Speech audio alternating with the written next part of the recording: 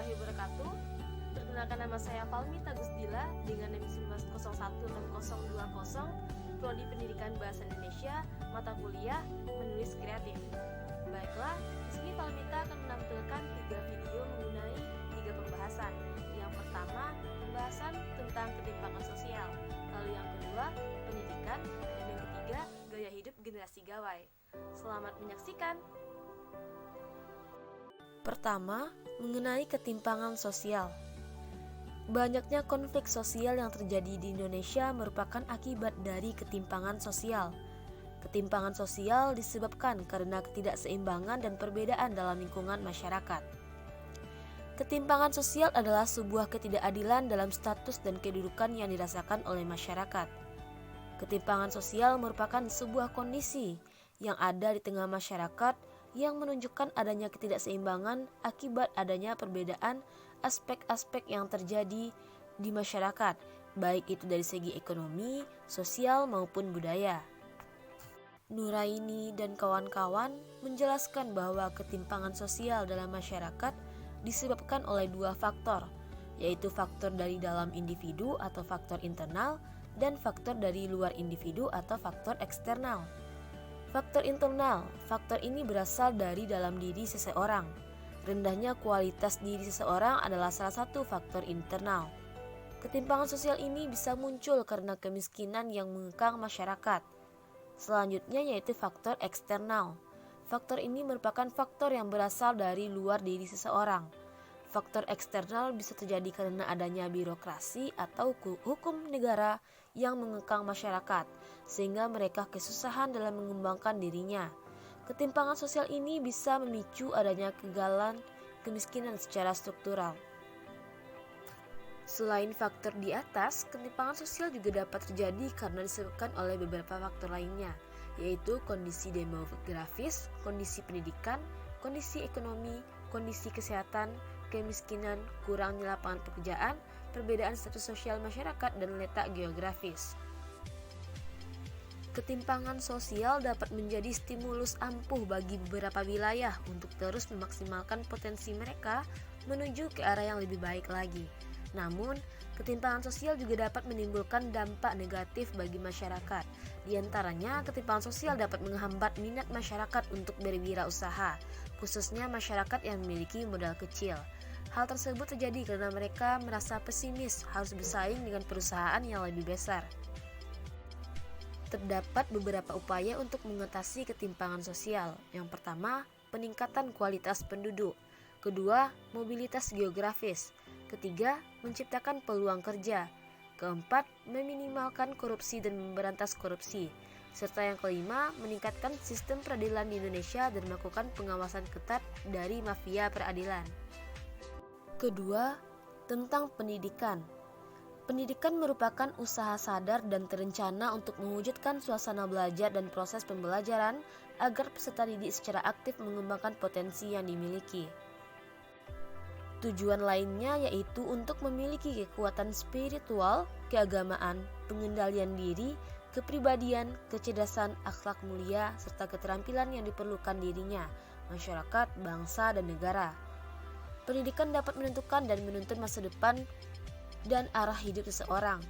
Pendidikan bisa juga disebut sebagai upaya guna mengembangkan kemampuan diri. Oleh karena itu, pendidikan menjadi hal terpenting dalam hidup setiap orang. Salah satu tanda perkembangan zaman yaitu adanya teknologi yang mulai masif digunakan. Teknologi telah menjadi tulang punggung bagi kemajuan Indonesia. Teknologi menjadi sarana untuk menyediakan barang-barang yang dibutuhkan bagi kelangsungan dan kenyamanan hidup manusia. Saat ini, pendidikan dituntut untuk mampu bersaing di era teknologi. Hal tersebut tentu menjadi tantangan yang besar. Teknologi mampu menguasai segalanya sehingga anak-anak muda terutama pelajar harus kreatif memanfaatkan teknologi untuk hal positif. Dalam beberapa tahun terakhir, tak hanya di Indonesia namun juga di berbagai negara dihadapi dengan situasi pandemi akibat virus corona yang merajalela. Hal ini telah menghambat pendidikan. Guru tak bisa bertatap muka dengan peserta didiknya sehingga kurangnya keefektifan dalam pembelajaran. Kondisi tersebut dapat diatasi dengan adanya kemajuan teknologi.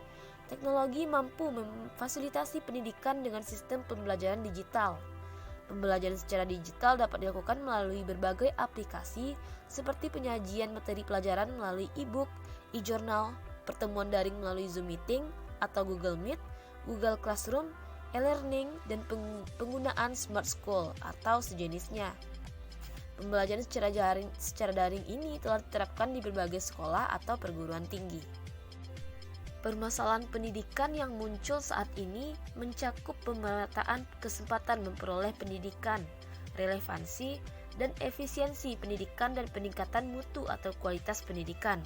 Permasalahan yang serius masih dirasakan oleh pendidikan, mulai dari pendidikan dasar hingga pendidikan tinggi, adalah masalah kualitas. Tentu saja hal ini dapat dipecahkan melalui pendekatan teknologi pendidikan. Teknologi pendidikan adalah penerapan pengetahuan ilmiah dalam pembelajaran sehingga tujuan pembelajaran dapat tercapai secara efektif dan efisien. Pada saat ini, sekolah negeri maupun sekolah swasta mulai berusaha untuk mengatur ulang sistem pendidikan mereka. Yang jelas, perubahan sekolah untuk menghadapi dunia global harus disiapkan dari unsur sumber daya manusia yang berkualitas sehingga mampu berpikir menciptakan desain pendidikan, punya kiat manajemen yang baik dan tidak gagap terhadap pendidikan. Jadi, bisa dikatakan bahwa antara inovasi pendidikan dengan teknologi pendidikan adalah satu kesatuan yang tidak dapat dipisahkan. Keberadaan teknologi harus dimaknai sehingga upaya untuk meningkatkan efektivitas dan efisiensi dan teknologi tidak dapat dipisahkan dari masalah. Karena teknologi lahir dan dikembangkan untuk memecahkan permasalahan yang dihadapi oleh manusia. Berkaitan dengan hal itu, maka teknologi pendidikan juga dipandang sebagai suatu produk dan proses. Dapat disimpulkan bahwa teknologi pendidikan tidak hanya merupakan sebuah ilmu, akan tetapi juga sebagai sumber informasi dan sumber belajar yang sesuai dengan kebutuhan pendidikan yang dapat memfasilitasi proses pembelajaran. Ketiga, gaya hidup generasi gawai. Kecanggihan teknologi yang berkembang pesat telah menjadi bagian dari gaya hidup masyarakat. Tak hanya orang dewasa, remaja bahkan anak-anak pun menjadi pengguna ponsel atau gawai dan alat elektronik lainnya. Gawai merupakan alat komunikasi yang dapat menghubungkan kita dengan orang lain, serta memberikan informasi-informasi yang terbaru. Selain itu, gawai menjadi alat hiburan dan kita dapat melihat dunia luar melalui fitur-fitur sosial media yang terdapat di dalamnya. Gawai seringkali tidak bisa lepas dari genggaman masyarakat. Misalnya saja, seseorang yang sedang bosan dengan kesehariannya, maka orang itu akan menghibur dirinya melalui gawai. Bahkan, jika dalam jangka waktu sehari saja tidak menggunakan gawai, akan timbul kegelisahan dalam dirinya. Hal itu menjadi kecanduan dan menyebabkan ketergantungan. Adanya ketergantungan akan gawai bisa menjadi bom atom bagi penggunanya jika tidak digunakan secara bijak atau berlebihan. Penggunaan gawai ini memiliki dampak positif dan dampak negatif. Dampak yang ditimbulkan tidak main-main, akan berpengaruh terhadap gaya hidup seseorang. Seseorang yang pandai beradaptasi dengan perkembangan teknologi, ia akan merasakan manfaat yang didapatkannya. Namun sebaliknya, seseorang terjebak dalam derasnya arus teknologi, ia akan merasakan efek buruk yang ditimbulkan. Penggunaan gawai yang berlebihan juga bisa berpengaruh terhadap kepribadian seseorang, seperti menjadi orang yang individualis, apatis, dan gangguan kepribadian lainnya. Ia akan merasakan dirinya tidak memerlukan bantuan orang lain, disebabkan dalam gawai telah ditemukannya berbagai solusi dan permasalahannya. Selanjutnya, menurunnya kepedulian sosial dan sibuk dengan urusan sendiri tanpa memperhatikan keadaan sekitar. Selain itu juga dapat berisiko terhadap kesehatan. Orang yang berjam-jam menggunakan gawai tanpa pergerakan tubuh yang berarti akan membuat tubuhnya menjadi kaku. Karakter generasi milenial cenderung bekerja cepat dan ambisius.